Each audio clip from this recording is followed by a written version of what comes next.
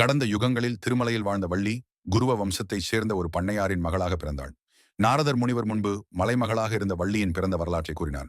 வள்ளி விஷ்ணுவின் சகோதரி, லட்சுமியின் அம்சம் என்று கருதப்படுகிறது. வள்ளியின் வளர்ப்பு வள்ளி சிறு வயதிலிருந்தே மயிலாடும் மலைகளில் வளர்ந்தாள். அவளுடைய தந்தை குருவ கோமகன் வேளாண் குழுவில் இருந்த ஒரு பெரிய பண்ணையார். வயலில் பசுமை பரப்பில் விளையாடும் வள்ளிக்கு வேட்டை விருப்பம் அதிகம். முருகனை அடையாளம் தெரியாமல் அவள் அந்தி வேலன் என அழைத்தாள். முருகனின் காதல் ஒரு நாள் முருகப்பெருமான் வள்ளியை மணப்பதற்காக விக்கிரம வேடம் பூண்டார். முதலில் வயலில் ஒரு முனிவர் வேடம் பூண்டே வள்ளியை எதிர்கொண்டு அவளை மணக்க விரும்புவதாக கூறினார். ஆனால் வள்ளி முருகனை எச்சரித்து அனுப்பிவிட்டாள். மறுமுறை முருகன் பசுமேய்ப்பவர் வடிவில் வந்தார். வள்ளிக்கு கொழுத்த திணை மண்ணாக்கள் வழங்கினார். ஆனால் அவள் அவ்வளவு எளிதாக வசியமாகவில்லை. வெற்றியை பெற்ற முருகன் அப்போது முருகன் கணபதியை அழைத்து யானையாக மாற்றினார். யானை திடீரென குதித்தது. பயந்த வள்ளி அந்த முருகனிடம் பாதுகாப்பு கேட்டாள். முருகன், நான் உன்னை மணந்தால் மட்டுமே காப்பாற்றுவேன் என்றார்.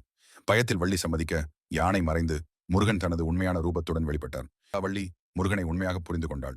பின்னர் அவர்களது திருமணம் திருத்தணி மலையில் மகிழ்ச்சியுடன் நடந்தது. இதனை வள்ளி கல்யாணம் என்று கோயில்களில் திருவிழாவாக கொண்டாடுகிறார்கள்.